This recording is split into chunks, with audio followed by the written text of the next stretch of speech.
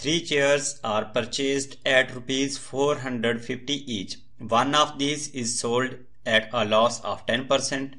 At what price should the other two be sold so as to gain 20% on the whole transaction?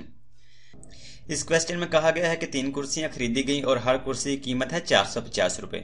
तो उन 3 कुर्सियों में से जब पहली कुर्सी को सेल किया गया तो उस पर 10% नुकसान हुआ, और जब पहली कुर्सी पर 10% नुकसान हो गया तो ये बताना है जो बाकी जो 2 कुर्सियां हैं उनको कितने रुपए में सेल किया जाएगा कि ओवरऑल 20% प्रॉफिट हासिल हो।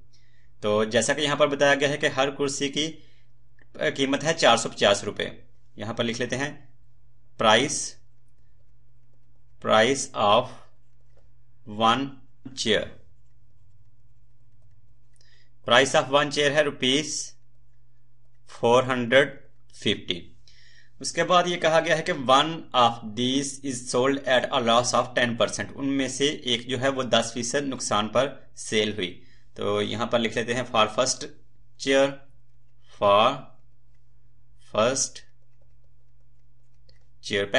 पहली चेयर की बात कर लेते हैं जो कि 10% नुकसान पे जो सेल हुई। अब देख लेंगे वो कितने रुपए में सेल हुई है। तो यहां पर बताई गई है कॉस्ट प्राइस, जैसा कि पता है कि 450 रुपए, क्योंकि वो परचेज हुई हर कुर्सी 450 रुपए में। तो जो फर्स्ट चेयर है वो भी 450 रुपए में सेल परचेज हुई। परचेज प्राइस यानी कि कॉस्ट प्राइस, दोनों का एक ही मतलब है। यहां पर लिख लेते हैं कॉस्ट प्राइस कितनी है, रुपीज 450। और उसके बाद यहां पर बताया गया है लॉस है 10%। तो यहां पर लिख लेते हैं लॉस हुआ फर्स्ट चेयर पर 10%। कॉस्ट प्राइस भी आ गई, लॉस भी आ गया। तो 450 की खरीदी गई और उसको 10% नुकसान पे सेल किया। तो देख लेते हैं उसको सेल कितने में किया, कितने उसकी सेल प्राइस होगी। सेल प्राइस हम पहले इसकी फाइंड आउट कर लेते हैं। तो जैसा कि हम पहले भी जो सारे सवाल हैं इस एक्सरसाइज के 3.1 के इसी फार्मूले को यूज करते हुए हम हल करते आए हैं कि पहले देखना है कि लॉस हो रहा है या प्रॉफिट हो रही। तो यहाँ पर लॉस हो रहा है इसलिए लिखेंगे लॉस कब होता है, जब कॉस्ट प्राइस ज्यादा हो और सेल प्राइस कम हो। अगर प्रॉफिट होगा तो sale price minus cost price, और अगर लॉस होगा तो cost price minus sale price. यहां पर लॉस हो रहा है इसलिए cost price minus sale price कर रहे हैं। तो अगर उसके बाद हमने देखना है कि हमने फाइंड आउट क्या करना है। जैसा कि यहां पर हमने पता है कि सेल प्राइस फाइंड आउट करनी है, तो जोन सी वैल्यू फाइंड आउट करनी है उसको इक्वालिटी के एक साइड पर, बाकी को दूसरी साइड पर मूव कर देंगे। सेल प्राइस को फाइंड आउट करना है, इसलिए जो सेल प्राइस है इसको एक साइड पे लिख लेते हैं इक्वालिटी के, और ये इधर माइनस का है सेल प्राइस, इक्वालिटी की दूसरी साइड पे लेके जाएंगे तो ये जगह प्लस का सेल प्राइस हो जाएगा। कॉस्ट प्राइस इसी तरह, ये जो लॉस है इधर प्लस का, दूसरी साइड पे आके माइनस का हो जाएगा लॉस। तो सेल प्राइस को फाइंड आउट करना है इसलिए इसको इक्वालिटी की एक साइड पे और बाकी जो दोनों टर्म्स उनको इक्वालिटी की दूसरी साइड पे लिख लिया। अब इनकी वैल्यूज पुट कर लेंगे।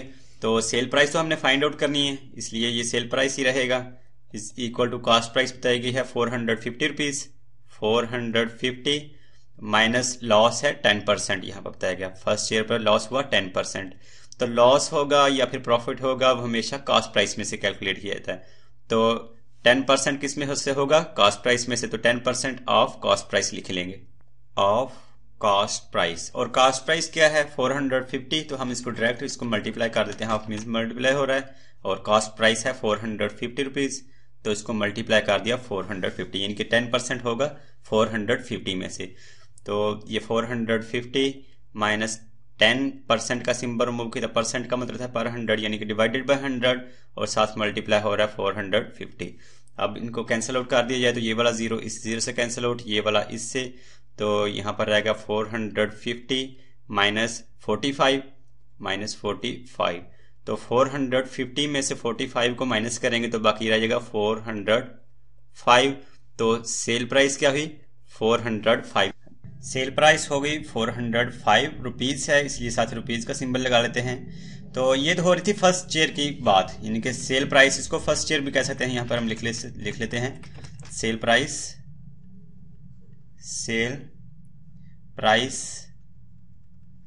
ऑफ फर्स्ट चेयर की सेल प्राइस हुई 405 रुपीज। जैसा कि इस क्वेश्चन में बताया गया है कि फर्स्ट चेयर जो है वो उसको सेल किया तो उसको 10% उसको उस पर लॉस हुआ। तो हमने ये कैलकुलेट कर लिया कि जब उसको 10% लॉस पे इसको सेल किया गया तो उसको कितने में सेल किया गया, उसको 405 रुपीज़ में सेल किया गया।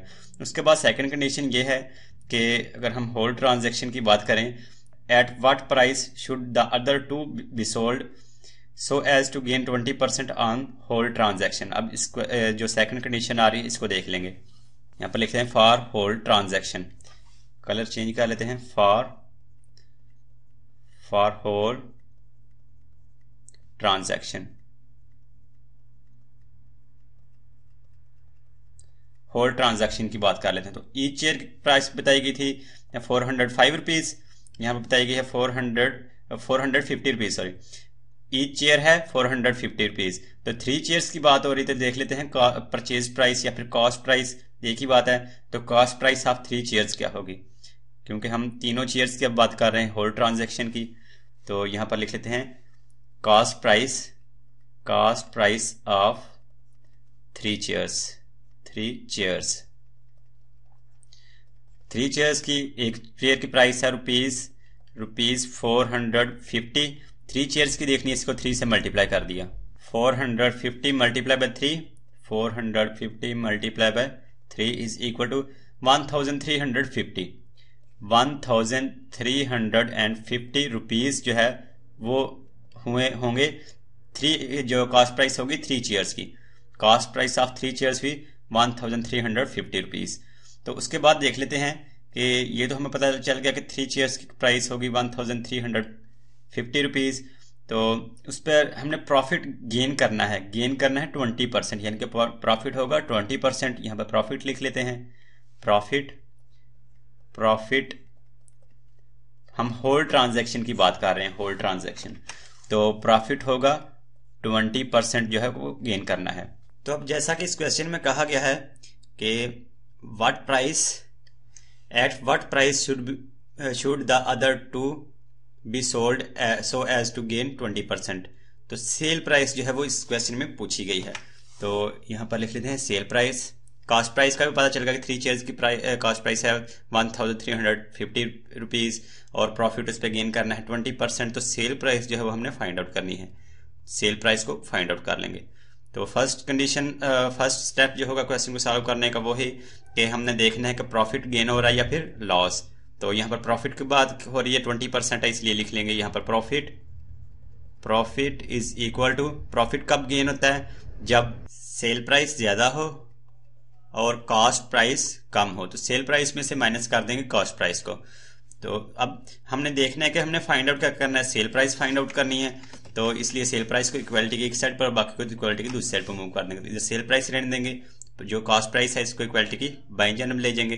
तो यहाँ पर जैसे कि लिखा हुआ है प्रॉफिट और इधर माइनस का है कॉस्ट प्राइस, तो इक्वालिटी की दूसरी साइड पर जब उसको मूव किया तो ये हो जाएगा प्लस का cost price is equal to sale price. अब अगर इनकी यहाँ पर वैल्यूज पुट कर दी जाए तो सेल प्राइस तो हमने फाइंड आउट करनी है। तो कॉस्ट प्राइस और प्रॉफिट है, पहले कॉस्ट प्राइस लिख लेते हैं। कॉस्ट प्राइस यहाँ पर 3 चेयर्स की है 1350 रुपीज, 1350 प्लस कॉस्ट प्राइस है 20%। जैसा कि हम पहले भी बात कर चुके थे, प्रॉफिट हो या लॉस हो उसको हमेशा हम कॉस्ट प्राइस में से कैलकुलेट करते हैं।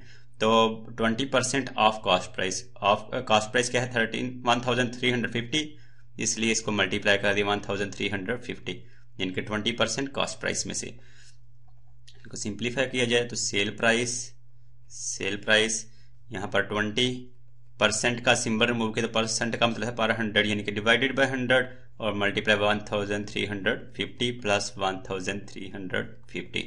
सिंप्लीफाई किया जाए तो ये वाला 0 इस 0 से कैंसिल, ये वाला इस 0 से कैंसिल, तो बाकी यहाँ पर आ जाएगा 2 मल्टीप्लाई बाय 135 प्लस 1350 और ये हम फाइंड आउट कर रहे हैं सेल प्राइस को। तो उसके बाद हम 2 को मल्टीप्लाई कर दें 135 से, तो यह हो जाएगा 270 plus 1350 is equal to sale price. तो 270 प्लस कर लेते हैं 1350, 270 plus 1350 is equal to 1620। 1620 is equal to sale price. तो ये रुपीस में बात हो रही है, इसलिए साथ रुपीस का सिंबल लगा देंगे। तो सेल प्राइस इसको हम लिख सकते हैं sale price of 3 chairs, sale price of 3 chairs, क्योंकि यहाँ पर हम बात कर रहे हैं होल ट्रांजैक्शन की, यानी कि तीनों चेयर्स हैं उनकी। कॉस्ट प्राइस भी हमने 3 चेयर्स की लिखी। तो 3 चेयर्स की सेल प्राइस क्या होगी? 1620 रुपीज, जो कि 20% प्रॉफिट पे होगी, जो कि हमने 20% प्रॉफिट हासिल करना था। प्रॉफिट 20% लिखा हुआ है। तो जब तीनों कुर्सियों को सेल करते तो उस पर 20% हम जो नफ़ा हासिल करते थे उसको सेल करना था 1620 रुपये में। तो देख लेते हैं पहली कुर्सी जो है, पहली जो चेयर है उसको तो हमने सेल कर दिया था 10% लॉस पर। 10% लॉस पे उसको जब सेल किया तो उसको सेल कितने में किया? 405 रुपीज़ में।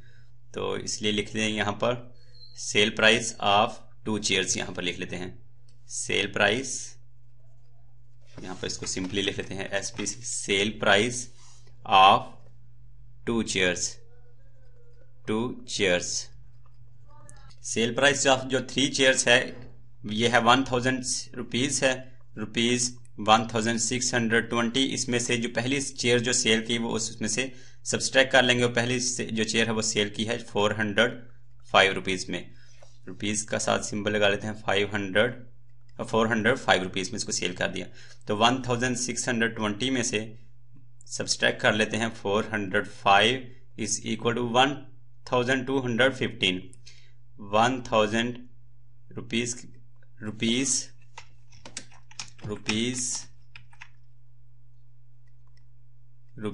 1215, ये बात हो रही थी, रुपीज़ 1215 किसके इक्वल है? Sale price of 2 chairs, sale price of 2 chairs. और यही आंसर जो है ये रिक्वायर्ड था, तो हमने फाइंड आउट कर लिया कि जो बाकी जो 2 चेयर्स हैं उनको सेल करना होगा 1215 रुपीज़ में।